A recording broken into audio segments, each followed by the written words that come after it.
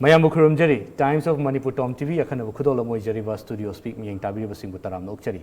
Akogi Mamang episode Kiada, Tongan Bages Kia Puduna, Tongan episode Kiada, Kanan Nabagitoram, Akoina, Kogi studio speaking Kutanga, Kudotam Zakre. Nasis Okina Yam special of a guest of Pudu Luxury Luna, Yam important about topic that discussed on Navagidamata, Queen Sam Southern Leisure. Nasikona Kana Zagatoriba topic see trends of manufacturing industries in Manipur and Machang Bakery Hibasigi Iram Sidani. As a Kana Naina Navagidamata, Lexin Libiri Basi, Machang Bakery, proprietor in a Tobubiri, Madam SURBALA, YUREMBAM, Madam Mohammed Taram. Madam Mohammed Lakchani is the Machang Bakery, Manipur, one of the leading bakeries in Manipur.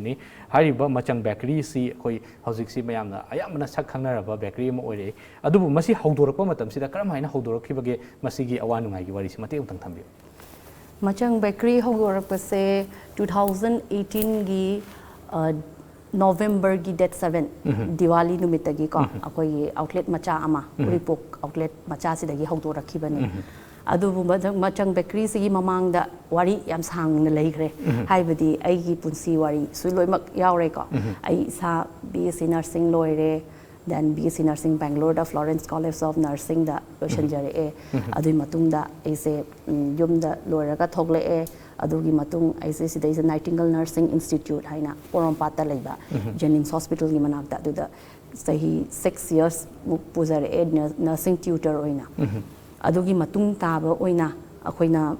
aise yumpala matungda ai ichanupi ma yaure then ai ichanupa ma leire aduga ichanupa leiba matungdadi aise yumgi responsibility yamba haidoira adudagi aise thabak to e thabak to ngamaktre adagi yumgi responsibility puba hore e adagi ai husband ga khara leiraga aise angang kitang chawrakwadagi di khara stable orakpa haitare adudagi di aise ai husband hai ai sumaina dum lai base nungaitre ai su kainom di tongninge haire adu ai husband ai government job so try tawai ko mamangda adu Manipur sida government job amatana ba haise araiba thabak natte adubu ai su like aina job hangaudre haraga depressed like bayai but aina adu beside that aina kainoma tauge haina aise worries hangpa haise ai yum palaba matungda hausarakpani Machang Bakery se aigi husband ga aiga tanare e kai dosige aise sumaini yumda phamagadi lainingde ai kari tawuna phani haina tanare aigi husband di hana dagi adum business minded oyeba made government job se kya emphasis pide sing na harabada aigi parents na aise government job ti tahoninge but aigi husband na amu ani ki barakta aise kari tausige haise khanba ngamakte ba then aigi husband ga aiga sum tanarakwa matam sida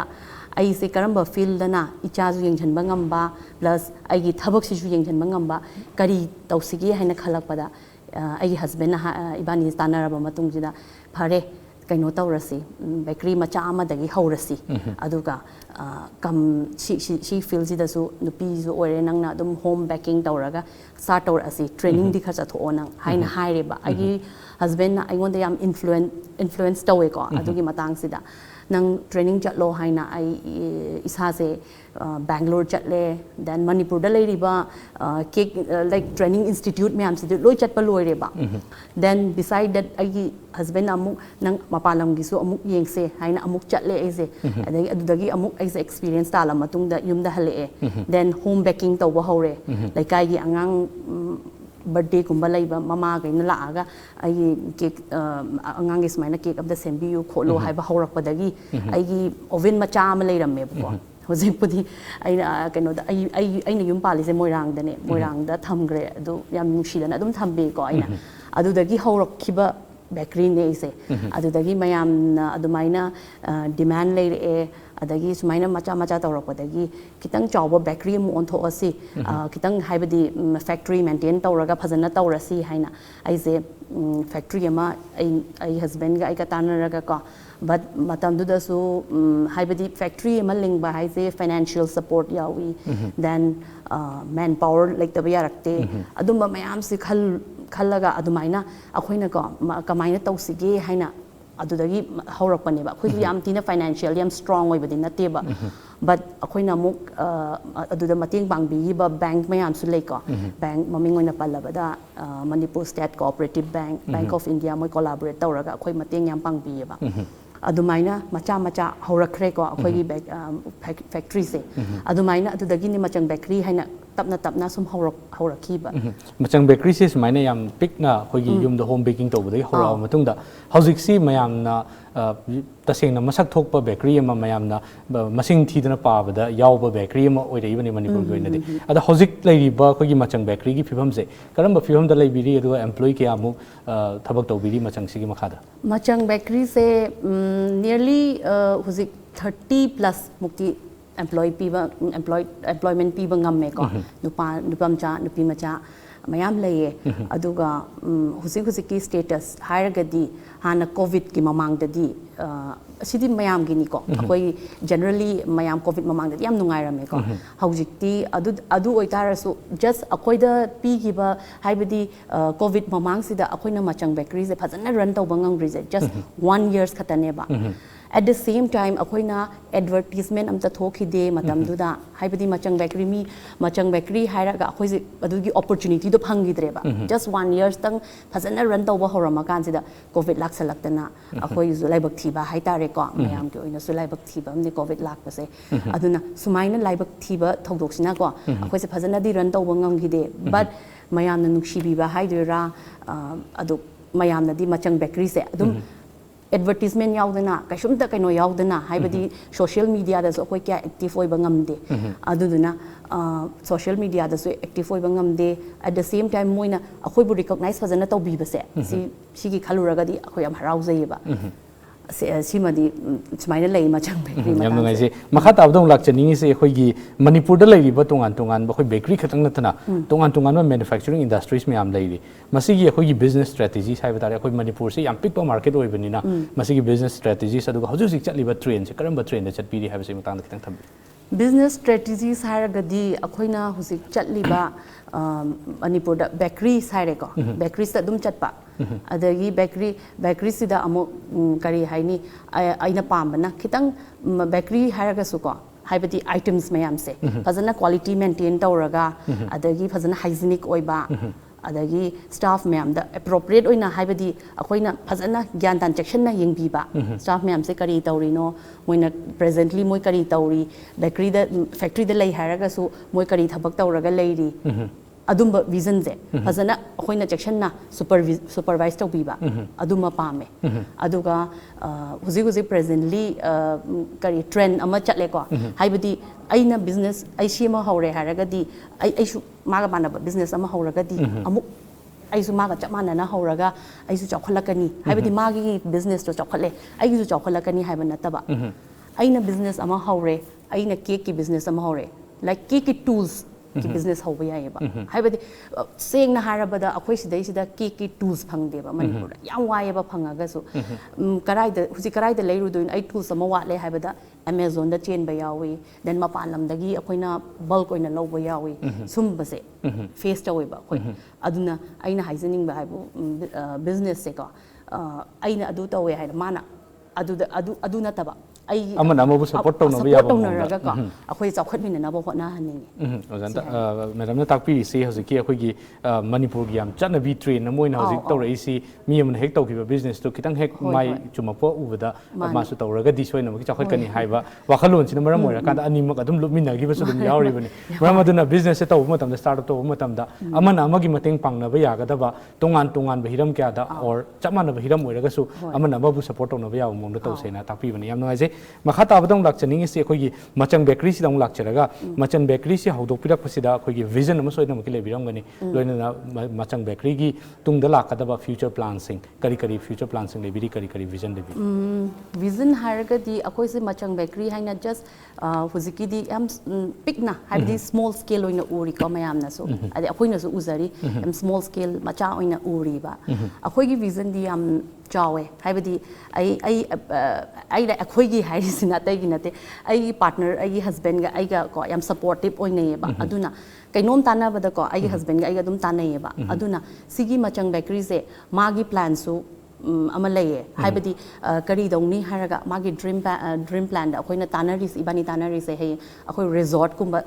lakpagi phibam tanari haiba aduduna machang da natana akoina hoje funga haina restaurant macha amju hangi ba adugi funga sidagi akoina mu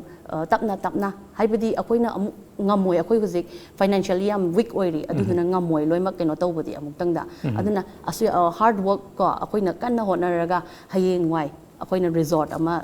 sarakpagi tourist spot oibe yai akoi Manipur gi keno sidadi haibadi tourist ki pura keno lairi bani na ko akoina planning di am wange adu ngam gadra haina di khalle adu ki kanna di honazari hajiki takpi basing sida khoi gi machang khaktana tana funga haidana khoi restaurant ama loina na khoi gi resort sing sana bagi khoi gi plan sing se leibirin takpi bani yam nungai je makhata nong laksani se khoi gi machang na khoi gi piri ba or funga na piri ba khoi gi service se khoi gi Manipur da hodore service se masi gi demand sidi nong gi sum hengalai bani khoi haji occasion ma tawba matam da birthday khaktang da cake season naram badu occasion khuding makta cake season bagi khoi gi train ama lakpa da tawbina khoi demand se sum hengala ka doini hengalai ba demand sing se khoi gi phangan na phona matam mamang da takpi khoi cake sana ba tool sing equipment sing wat pagi problem me amale haiba problem me am se khoi overcome tawrakanda khoi gi karam haina khoi gi hengalai ba demand sing se mi tawbani na khanbi hingalaiba demand sairi se akoina hoje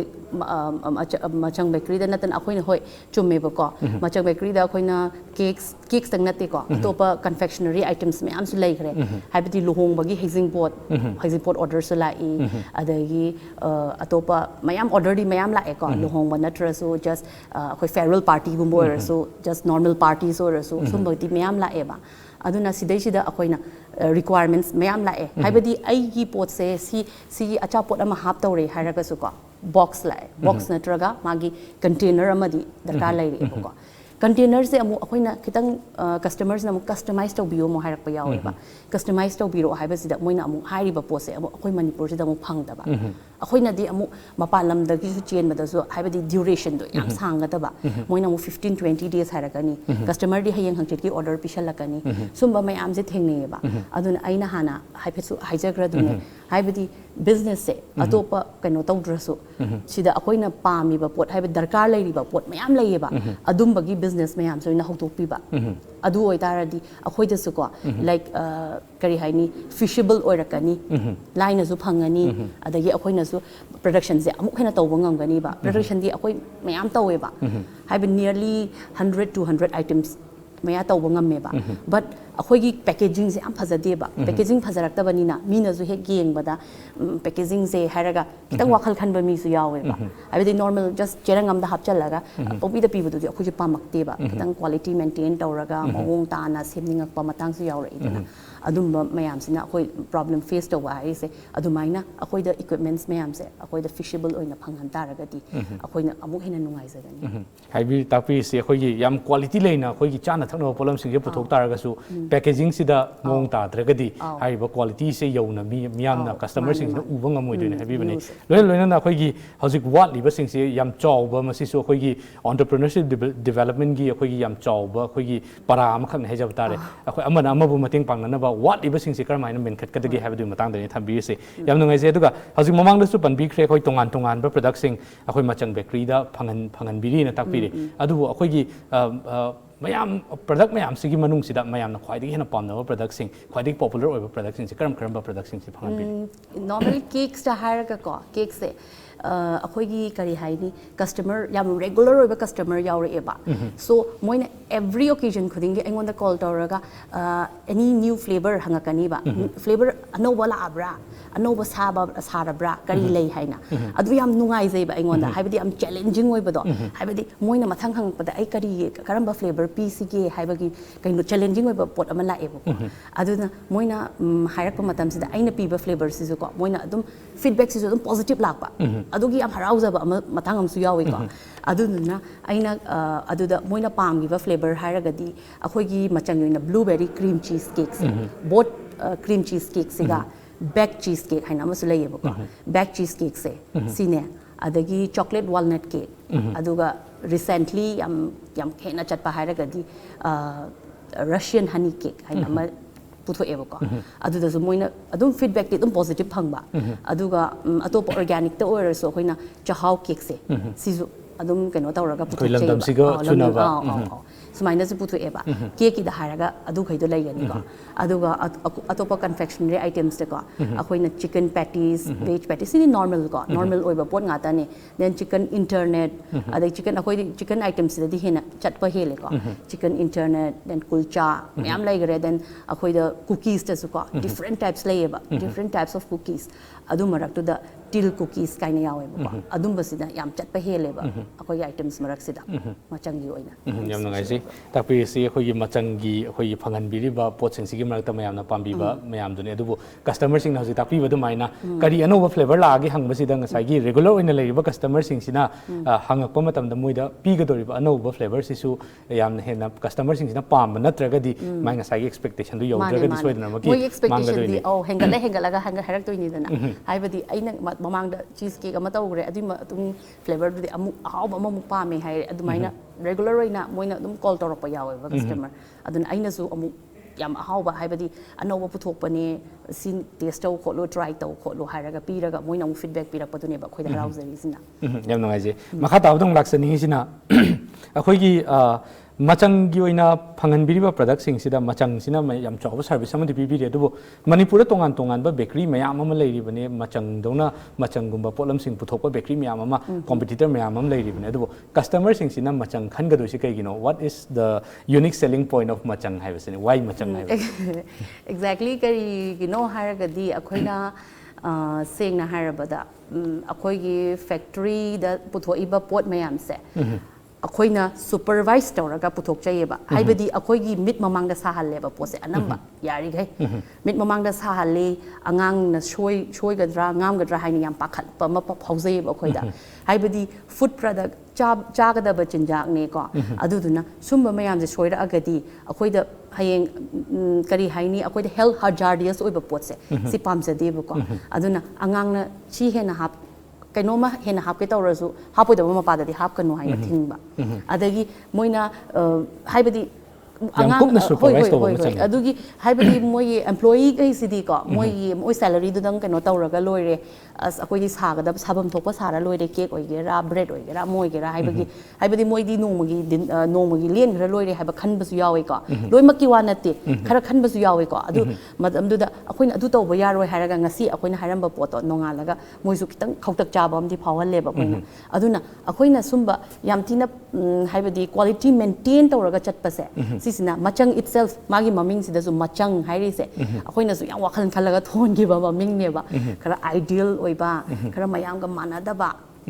kainomdi haibadi mayam ga loi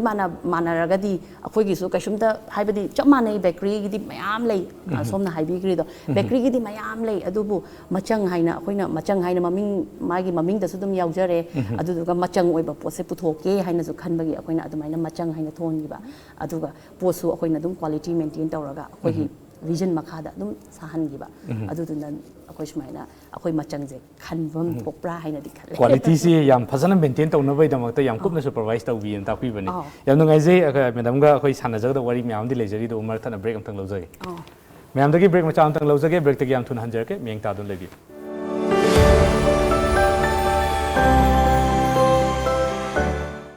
break ki matungda myam bam khan taramna okchari अखोई ngasi episode asi अखोई खोही industries na co sponsor to birakpani खोही industries se अखोई manipur gi अखोई machangum na haija tare अखोई ya maming leiba अखोई bakery ama khakni अखोई bakery item sing sida am unique oi si अखोई खोही industries ta अखोई refined white sugar si handhalo matung da naturally fangba अखोई honey sina mohot silo matung da mayam da yam nutritious oiba aduga mahau su yam leiba polam sing puthoiba adugum industry ama khakni masigi damakta co sponsor to birakpagi damakta khoina खोही industries pu haningai tan thar phungduk chari makha tabada mu madam da lakchani ngi si akhoi machang si hodorpa matam da yam wana khoi financial constraints myam dai dana dagi tongan ba challenges myam ama thengnaraga hodokpi de na takpi khre ado thengnara iba challenges sing si machang si ngasi oiri ba phibam si yongno hona bada kari challenges sing thengna bi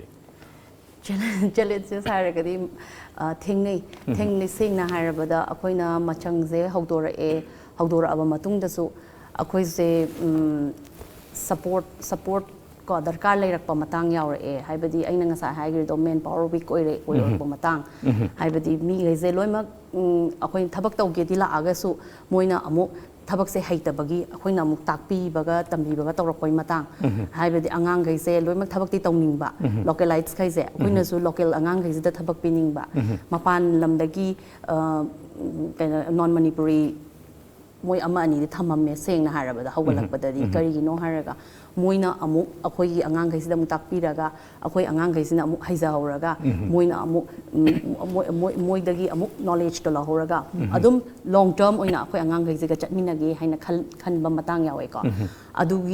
ꯑꯗꯨꯗꯁꯨ ꯑꯩꯈꯣꯏꯅ ꯌꯥꯝ ꯊꯦꯡꯅꯈꯤ ꯑꯋꯥꯕ ꯍꯥꯏꯕꯗꯤ ꯃꯣꯏꯅ ꯑꯃꯨꯛ ꯂꯣꯏꯅꯃꯛ ꯇꯧꯕ ꯉꯝꯗꯕꯒꯤ ꯃꯤ ꯗꯤꯄꯦꯟꯗꯦꯟ ꯑꯣꯏꯔꯛꯄ ꯑꯩꯈꯣꯏꯅ ꯃꯤꯗ ꯗꯤꯄꯦꯟꯗꯦꯟ ꯑꯣꯏꯔꯛꯄ ꯃꯇꯥꯡ ꯄ꯭ꯂꯁ ꯌꯥꯝ ꯂꯩꯈ꯭ꯔꯦ ꯍꯥꯏꯕꯗꯤ ꯀꯦꯛꯀꯤ ꯑꯣꯔꯗꯔ ꯂꯥꯛꯄ ꯃꯇꯝꯁꯤꯗꯁꯨ ꯗꯦꯂꯤꯚꯔꯤ ꯇꯧꯕꯤꯌꯨ ꯍꯥꯏꯕ ꯃꯇꯝꯗꯀꯣ ꯗꯦꯂꯤꯚꯔꯤꯁꯦ ꯇꯧꯅꯕ ꯃꯤꯁꯦ ꯂꯩꯇ꯭ꯔꯗꯅ ꯏꯚꯟ ꯑꯩꯒꯤ ꯍꯁꯕꯦꯟꯒ ꯑꯩꯒꯁꯦ ꯅꯨꯡꯗꯥꯡꯗꯒ ꯗꯦꯂꯤꯚꯔꯤ ꯆꯠꯄꯒꯤ ꯃꯇꯥꯡꯒ ꯃꯌꯥꯝ ꯌꯥꯎꯈ꯭ꯔꯦꯕꯀꯣ ꯌꯥꯝ ꯅꯨꯡꯁꯤꯕ ꯃꯇꯥꯡ ꯌꯥꯎꯈ꯭ꯔꯦ ꯍꯧꯖꯤꯛꯇꯤ ꯑꯗꯨꯗꯒꯤꯗꯤ ꯈꯤꯇꯪꯗꯤ ꯁ꯭ꯇꯦꯕꯜ ꯑꯣꯏꯔꯛꯄ꯭ꯔꯥ ꯍꯥꯏꯅ ꯈꯜꯂꯦ ꯍꯧꯖꯤꯛꯅ ꯍꯥꯏꯕꯗꯤ ꯑꯦꯝꯄ꯭ꯂꯣꯌꯤ ꯌꯥꯝꯈꯠꯂꯛꯑꯦ ꯑꯩꯈꯣꯏꯅꯁꯨ ꯑꯃꯨꯛ ꯁ꯭ꯇꯥꯐ ꯐꯖꯅ ꯀꯩꯅꯣ ꯇꯧꯕ ꯉꯝꯃꯛꯑꯦ ꯑꯗꯨꯗꯨꯅ ꯑꯦꯝꯄ꯭ꯂꯣꯌꯤ ꯃꯌꯥꯝ ꯌꯥꯝꯈꯠꯂꯛꯄꯒꯤ ꯃꯇꯨꯡ ꯏꯟꯅ ꯁ꯭ꯇꯥꯐ ꯃꯌꯥꯝ ꯂꯧꯕ ꯉꯝꯃꯛꯑꯦ ꯑꯗꯨ ꯁ꯭ꯇꯥꯐ ꯈꯩꯁꯤꯗ ꯑꯃꯨꯛ ꯑꯩꯈꯣꯏꯅ ꯃꯣꯏꯒꯤ ꯔꯦꯁꯄꯣꯟꯁꯤꯕꯤꯂꯤꯇꯤ ꯃꯌꯥꯝꯗꯣ ꯁꯤꯟꯅꯔꯛꯄꯗꯒꯤ ꯑꯩꯈꯣꯏ ꯈꯤꯇꯪ ꯁ꯭ꯇꯦꯕꯜ ꯑꯣꯏꯔꯛꯑꯦ ꯍꯧꯖꯤꯛꯇꯤ ꯌꯥꯝ ꯅꯨꯡꯉꯥꯏꯖꯩ ꯑꯩꯈꯣꯏꯒꯤ ꯇꯥꯛꯄꯤꯔꯤꯁꯤ ꯍꯧꯖꯤꯛ ꯃꯆꯪꯅ ꯉꯁꯤ ꯐꯥꯎꯕꯗ ꯌꯧꯔꯛꯏꯕ ꯐꯤꯕꯝꯁꯤ ꯌꯧꯅꯕ ꯍꯣꯠꯅꯕꯗ ꯊꯦꯡꯅꯕꯤꯔꯛꯄ ꯆꯦꯂꯦꯟꯖꯦꯁ ꯃꯌꯥꯝꯗꯨꯒꯤ ꯃꯇꯥꯡꯗꯅꯤ ꯃꯈꯥ ꯇꯥꯕꯗ ꯑꯃꯨꯛ ꯂꯥꯛꯆꯅꯤꯡꯉꯤꯁꯤ ꯖꯦꯅꯔꯦꯜ ꯑꯣꯏꯅ ꯃꯅꯤꯄꯨꯔꯗ ꯌꯦꯡꯕ ꯃꯇꯝꯗ ꯃꯅꯤꯄꯨꯔꯒꯤ ꯑꯩꯈꯣꯏꯒꯤ ꯃꯦꯅꯨꯐꯦꯛꯆꯔꯤꯡ ꯏꯟꯗꯁꯇ꯭ꯔꯤ ꯂꯩꯔꯤꯕ ꯃꯦꯅꯨꯐꯦꯛꯆꯔꯤꯡ ꯏꯟꯗꯁꯇ꯭ꯔꯤꯁꯤꯡꯁꯤꯗ ꯇꯧꯍꯟꯅꯤꯡꯕ ꯇꯣꯉꯥꯟꯕ ꯃꯆꯪꯒꯤ ꯃꯥꯏꯀꯩꯗꯒꯤ ꯍꯥꯏꯕ ꯇꯥꯔꯦ ꯇꯧꯍꯟꯅꯤꯡꯕ ꯇꯧꯍꯟꯅꯤꯡꯗꯕ ꯑꯩꯈꯣꯏ ꯀ꯭ꯋꯥꯂꯤꯇꯤ ꯃꯦꯟꯇꯦꯟ ꯇꯧꯕꯅꯆꯤꯡꯕ ꯇꯧꯍꯟꯅꯤꯡꯕ ꯊꯕꯛ ꯃꯌꯥꯝ ꯑꯃ ꯂꯩꯕꯤꯔꯝꯒꯅꯤ ꯃꯁꯤꯒꯤ ꯃꯅꯨꯡꯗ ꯀꯔꯤ ꯊꯕꯛꯁꯤꯡꯗꯤ ꯁꯣꯏꯐꯗꯅ ꯇꯧꯍꯟꯅꯤꯡꯕꯅꯦꯅ ꯈꯟꯕꯤ ꯇꯧꯍꯟꯅꯤꯡꯕ ꯍꯥꯏꯔꯤꯁꯦ ꯍꯣꯏ ꯃꯣꯏ ꯃꯁꯥ ꯃꯁꯥꯒꯤ ꯄ꯭ꯔꯣꯇꯣꯀꯣꯜ ꯑꯃꯃꯝꯗꯤ ꯂꯣꯏ ꯂꯩꯖꯔꯝꯒꯅꯤ ꯍꯥꯏꯕꯗꯤ ꯑꯩꯈꯣꯏꯒꯤꯁꯨ ꯂꯩꯕ ꯁꯨꯃꯥꯏꯅ ꯃꯣꯏꯒꯤꯁꯨ ꯂꯣꯏꯅꯃꯛ ꯂꯩꯔꯝꯒꯅꯤ ꯀꯥ ꯍꯦꯟꯅ ꯃꯣꯏꯗ ꯑꯩꯈꯣꯏꯅ ꯁꯤ ꯇꯧꯗ ꯌꯥꯗꯦ ꯍꯥꯏꯕꯒꯤ ꯋꯥꯗꯤ ꯅꯠꯇꯕꯤꯗꯀꯣ ꯑꯩꯈꯣꯏꯅ खितंग चाना थकनब पोटनीनाको खितंग चेक्सनबीबा अदुगा मी हाइबदी चागदब पोटसे आई इसाना चागदबनी हाइना खलगा आइगी किचन दा आइना कुक तौरगा पुथोइबा पोट तौना खनबीगदबा हाइबदी आई लाइक मियोइबा अखोइ लोइमक चादोइनेबा अदुना आइना मिगोंदा पिजगरा लोरे सी पोटसे आइगिदी सेल्स ता होरा लोरे हाइना खनबीदबा आइना पुथोइबा पोटसे आई इसाना चादोइनी आइगी इचाना चादोइनी आइगी कैनो मयामना रिलेटिव्स मयामना चादोइनी हाइना खलगा पुथोकपीबा अदुमाइना तौहनिंगे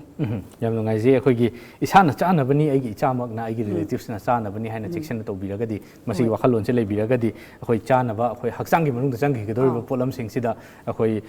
महिक मता यावबा और अमोरकाय यावबसी यावरोय याम फजबा क्वालिटी लेना पुथोपिगनीना ताकपिबनी मतांगसिदा लाक्चनिंगिसे अखोइना इकुइ कुइद्रिङैगी ममांगदा अखोइना सोशल मीडिया दा वायरल ओइरखिबा वीडियो अमखक थेंनजखिबदा अखोइ बेकरी अमखककी अखोइगी पोलम सिंगदा खोंग खुदना फबदा नेटलागा यामना मोंग मरिन तादबा कोई संदोरखिबा वीडियो अमखक थेंनजखि हाइबा वीडियो सिना मरम ओइराकांदा हाइतारे अखोइगी मणिपुरदा सिंसियर ओइना थबक तौजरिबा बेकरी गी और चाना थकनबगी मैन्युफैक्चरिंग तौजरिबा इंडस्ट्री सिदा याम चाउना साफु म पिरकपा अदुगा कस्टमर सिंगसिना थाजबगी अखोइगी मिनमांगदा उदबा पोटनिना अखोइ थाजबगी चांगसे वालकपगी अखोइ मसिगी प्रॉब्लम सिमा क्रिएट तौग्रे हाइतारे हाइबा केनोसिना अदुना हजिकि सिंसियर ओइरिबा ओइना तौजरिबा थबक तौजरिबा मी सिंगसिना अखोइ कस्टमर सिंगसिगी अखोइ थाजबसे मांगदनबा करी तौब चंगेना खनबी अदुगा हाइरिबा सिंगसिगी मतंगदि करी हाइबिनी तसेंगना आइना हाना हाइग्रिदुनी हाइबदी सुमाइना को आइगी स्टाफ मयामना हैंडल तौजरमगनी तौरममनी मोइना अदुम आइदी कैनोने प्रोप्राइटर ने अदुदना आइदी फम्मगा आइगी कैनोदंग ला आलोइरे आइगी इनकम दुदंग ला आलोइरे हाइना अदुमाइना खनबीदबा सेंगना हाइरबदा आई इसा यावना हाइपेतंग येंजनबीबा होय responsibility budi mayam lerangani proprietor response ai ju khangjai ko yam chille khole loi khange bo ko but ai gi behalf da ko mi ama khatang orasu ko jingjanna ba sumba thambi ba aduga kari dauri ge kamaina maintain dauri ge adumai yamna video do su yamna फजदे हाइबदी येंगबदसु अखोइसु यामना नुंगाइतबमदि फाउजै अखोइसु होजि food industry से लैजरिबनिना को कमाइना तौरिनो मोइगिसे कमाइना तौरिनो स्माइना हाइबदी अखोइना मेंटेन तौरिबा मवोंग से गदि पुरा डिफरेंट ओइरबनिना को कमाइना मक तौरिबनो हाइबदो अदुदि अखोइसु भाब ताबा ngamjadreba ko aduga sidagista mayamnasu खनबीदोइसे हाइबदी करम्बा कमाइना पुथोरई हाइबदी इवन आई इसामक आई फैक्ट्री सिदा को एनी एवरी कस्टमर हाइबी आई को any customer ꯑꯩꯉꯣꯟꯗ ꯂꯥꯛꯄꯁꯦ ꯑꯩꯈꯣꯏ ꯐꯦꯛꯇ꯭ꯔꯤꯗ ꯂꯥꯛꯄꯤꯔꯣ ꯑꯗꯨꯝ ꯍꯥꯏꯌꯦꯕ ꯑꯩꯒꯤ ꯐꯦꯛꯇ꯭ꯔꯤꯁꯤꯗ ꯀꯃꯥꯏꯅ ꯃꯦꯟꯇꯦꯟ ꯇꯧꯒꯦ ꯍꯥꯏꯕꯗꯣ ꯃꯣꯏ ꯂꯣꯏꯅꯃꯛ ꯎꯏꯌꯦꯕꯀꯣ ꯁꯦꯇꯤꯁꯐꯥꯏꯠ ꯑꯣꯏꯌꯦꯕ ꯃꯣꯏꯅꯀꯣ ꯀꯃꯥꯏꯅ ꯇꯧꯏ ꯅꯣꯏ ꯐꯦꯛꯇ꯭ꯔꯤꯁꯦ ꯀꯃꯥꯏꯅ ꯃꯣꯏꯁꯨ ꯎꯖꯕ ꯐꯪꯉꯦꯕ ꯐꯦꯛꯇ꯭ꯔꯤ ꯃꯅꯨꯡꯁꯤꯗ ꯀꯃꯥꯏꯅ ꯇꯧꯏ ꯑꯉꯥꯡꯈꯩꯁꯤꯅ ꯀꯃꯥꯏꯅ ꯇꯧꯏ ꯍꯥꯏꯕ ꯑꯩꯈꯣꯏ ꯂꯩꯕꯥꯛ ꯃꯈꯥꯗ ꯄꯪꯊꯝꯗ ꯊꯝꯃꯒ ꯄꯣꯠ ꯊꯝꯕ ꯑꯗꯨꯝꯕ keno tauba yade akoina ngange chai like angang na tauba yauramasu ngange chai noi sumai tauba yade chana thaknaba potni sidi noi sumai tauganu haraga akoina um table da thangalaga sumai tau kholona amuk takpi ko aduna aina kaishumda aingonda kaishumda leiteba haibadi ai bra carefree oi any customer la o ai factory da anyone which should la aga anytime la aga yengba yai ai factory kamaina maintain tauraga leike haise sumaina kitang keno tauraga yam free oina akoi yam pong ngang ba ma haita yam proud oina ai gi factory da anytime da lakpi da yengba matam da aina kaisho thingba leijade haibase akoi gi thamoi sengna akoi gi thabak si mayam gi thabak si thamoi sengna tawi haibagi yam chawbu mami amani makha tabda lakchaningi si akoi gi machang akoi bakery si gumba akoi achauba bakery ma chalai rak ba haibasi akoi gi marketing amadi masigi marketing si su yam chawba area ma oibani na adu manipur gi customer sing si di yam luba yam khangan ba customer ngakta oibani na yam challenging oiba marketing strategy ma sijina birongani haibasi machang gi oina di unique oiba akoi gi marketing strategy se karam karam sijina bi haiphesu oina pan khre ka haibadi ho yam challenging oi ko hana dagi recognize tawraba bakery mayam leirame akoi gi mamang dagi mayam chahi tara mamang dagi leiramba bakery su mayam yaure ko sigi bakery mayam sigi sida amuk machang sina sigi bakery kaisiga kamaina compete tawdoino haina khalakpada akoi su awabam gi masakti oyeba adu still huzik su compete tawba ngamnabadi honari aduga sengna harabada huzik akoina compete tawba ngamnaba honara ise aina huzik hairi se quality maintain phajana tawjaba ko quality maintain se phajana tawba adagi moi tawde haiba nataba akoina amu moiga ngamnaba honara pasida ko mayam dagi beside moina tawriba mowong sidagi akoina amu kari hena tawba yage haina ne akoina amu pose kamai kari puthokpa yage then items moina puthoi items se kaya no sidagi amu akoina double items amu puthokna ba hona ba items se haibadi manipur gi mi gai se no nini agi pot se ama ani se adum hanjana jana urak tar di ko moi su like fed up boy de eba si acha pot se dang lai moi se haibagi pot ama la eba adu duna lakon ti lakwa customer yawe ba ma atopa item ama yawe ma moi ano ba mo introduce story e haraga amuk different tastes and flavors is moina smaina sum keno tawgi basina ne adum ano ba kari lakke haibase adum hangeba customer kaisina anoba kari leige anoba flavor kari lakke sidana kari anoba leige haibagi keno se sina su hena akoi da su nungai ba ma phaujaye ko ya tongan ba khoi gi varieties phangan badana tana khoi gi leiminari ba khoi competitor sing sigi marak ta su yam healthy over competition ama create to gi tangai fadab do lei na takpi bane losinjar pa sida khoi gi miyam da pibining ba khoi general advice miyam da pibining ba khoi ngasi gi thorom si bu yeng bi ba miyam da kari kari wafam sing di thambini sing harabada akhoi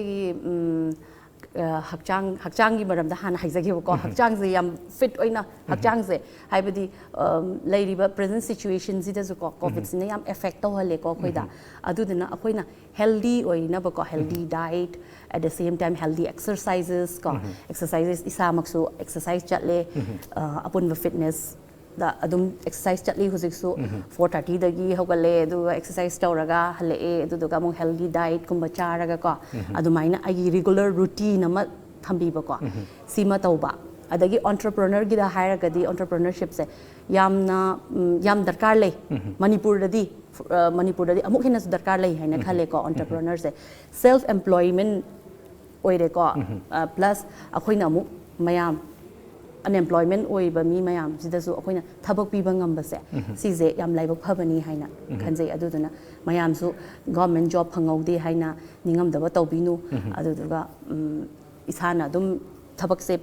apikpadagi orasu ko nong natraga nong macha khalakani aduduna macha business macha dagi achawo olakani aduga mainly aina nupi haidasu ko women empowerment oina ko nupi gaisisu haibadi ay yum pale angang leire aduduna aidi hojik thabak tawba ngamdre yumgi responsibility na yam behengat khre haina adum phamaga leibidaba yumda tawbo yaba thabak macha dagi adum achawbo adum olakani aduduna nupi gaisisu sumaina women empowerment gi kenoda ꯐꯣꯔꯝꯗ ꯂꯥꯛꯍꯟꯅꯤꯡꯉꯤ ꯑꯗꯨꯗꯨꯒ ꯃꯌꯥꯝ ꯂꯣꯏꯅꯃꯛ ꯆꯥꯎꯈꯠꯃꯤꯟꯅꯁꯦ ꯍꯥꯏꯅ ꯍꯥꯏꯅꯤꯡꯉꯤ ꯄꯨꯟꯅ ꯆꯥꯎꯈꯠꯃꯤꯟꯅꯁꯦ ꯍꯥꯏꯕꯤꯕꯅꯤ ꯑꯗꯨꯒ ꯑꯩꯈꯣꯏꯒꯤ ꯌꯥꯝ ꯃꯔꯨ ꯑꯣꯏꯔꯤꯁꯤ ꯍꯧꯖꯤꯛꯀꯤ ꯑꯩꯈꯣꯏꯒꯤ ꯑꯣꯟꯇꯔꯄ꯭ꯔꯤꯅꯔꯁꯤꯞ ꯗꯤꯕꯦꯂꯞꯃꯦꯟꯁꯤ ꯌꯥꯝ ꯃꯔꯨ ꯑꯣꯏꯕ ꯑꯩꯈꯣꯏꯒꯤ ꯇꯣꯄꯤꯛ ꯑꯃ ꯑꯣꯏꯕꯅꯤꯅ ꯃꯊꯪꯒꯤ ꯂꯥꯛꯀꯗꯕ ꯇꯣꯄꯤꯛꯇ ꯑꯃꯨꯛ ꯑꯩꯈꯣꯏ ꯃꯦꯗꯥꯝꯒ ꯂꯣꯏꯅꯅ ꯃꯅꯤꯄꯨꯔꯗ ꯂꯩꯔꯤꯕ ꯑꯩꯈꯣꯏꯒꯤ ꯑꯣꯟꯇꯔꯄ꯭ꯔꯤꯅꯔꯁꯤꯞ ꯗꯤꯕꯦꯂꯞꯃꯦꯟꯒꯤ ꯃꯇꯥꯡꯁꯤꯗ ꯑꯩꯈꯣꯏ ꯑꯃꯨꯛ ꯋꯥꯔꯤ ꯋꯥꯇꯥꯏ ꯁꯥꯖꯒꯦ ꯉꯁꯤꯒꯤꯗꯃꯛꯇꯗꯤ ꯑꯩꯈꯣꯏꯒꯤ ꯃꯇꯝꯁꯤꯁꯨ ꯑꯀꯛꯅꯕ ꯃꯇꯝ ꯑꯣꯏꯕꯅꯤꯅ ꯃꯦꯗꯥꯝ ꯑꯩꯈꯣꯏ ꯁꯥꯟꯅꯒꯗꯕ ꯋꯥꯔꯤ ꯃꯌꯥꯝꯗꯤ ꯂꯩꯖꯕꯅꯤ ꯑꯗꯨꯕꯨ ꯑꯀꯛꯅꯕ ꯃꯇꯝ ꯑꯣꯏꯕꯅꯤꯅ ꯑꯩꯈꯣꯏ ꯃꯦꯗꯥꯝꯅ ꯑꯩꯈꯣꯏꯒꯤ ꯆꯤꯜꯂꯕ ꯃꯇꯝ ꯀꯌꯥ ꯀꯥꯏꯊꯣꯛꯄꯤꯔꯒ ꯑꯩꯈꯣꯏ ꯁ꯭ꯇꯨꯗꯤꯑꯣꯗ ꯂꯦꯡꯕꯤꯔꯛꯄ ꯂꯣꯏꯅꯅ ꯉꯁꯤꯒꯤ ꯏꯄꯤꯁꯣꯗꯁꯤꯕꯨ ꯃꯄꯨꯡ ꯐꯥꯍꯟꯕꯤꯕꯒꯤꯗꯃꯛꯇ ꯑꯃꯨꯛ ꯍꯟꯅꯁꯨ ꯊꯥꯒꯠꯆꯔꯤ ꯊꯦꯡꯛ ꯌꯨ ꯃꯁꯤꯅꯤ ꯉꯁꯤꯒꯤ ꯑꯩꯈꯣꯏꯒꯤ ꯁ꯭ꯇꯨꯗꯤꯑꯣ ꯁ꯭ꯄꯤꯛꯀꯤ ꯊꯧꯔꯝ ꯑꯁꯤ ꯏꯄꯤꯁꯣꯗ ꯑꯁꯤ ꯀꯝꯗꯧꯕꯤꯕꯒꯦ ꯁꯣꯏꯗꯅꯃꯛꯀꯤ ꯇꯥꯛꯄꯤꯔꯛꯎ ꯃꯊꯪꯒꯤ ꯏꯄꯤꯁꯣꯗꯇ ꯑꯃꯨꯛ ꯑꯣꯟꯇꯔꯄ꯭ꯔꯤꯅꯔꯁꯤꯞ ꯗꯤꯕꯦꯂꯞꯃꯦꯟꯒꯤ ꯃꯇꯥꯡꯗ ꯑꯩꯈꯣꯏ ꯃꯦꯗꯥꯝꯒ ꯂꯣꯏꯅꯅ ꯑꯩꯈꯣꯏꯒꯤ ꯏꯄꯤꯁꯣꯗ ꯑꯃꯃꯨꯛ ꯅꯧꯍꯧꯅꯅ ꯄꯨꯗꯨꯅ ꯂꯥꯛꯆꯒꯦ ꯃꯗꯨ ꯐꯥꯎꯕꯗꯪꯗꯤ ꯇꯣꯝ ꯇꯤꯚꯤꯕꯨ ꯃꯤꯠꯌꯦꯡ ꯇꯥꯗꯨꯅ ꯂꯩꯕꯤꯌꯨ ꯌꯦꯡꯕꯤꯔꯤꯕ ꯈ꯭ꯋꯥꯏ ꯈꯤꯕꯤꯛꯇꯒꯤ ꯀꯥꯏꯅꯅꯕ ꯌꯥꯊꯪ ꯅꯤꯖꯔꯤ ꯄꯤꯅꯕꯤꯔꯁꯤ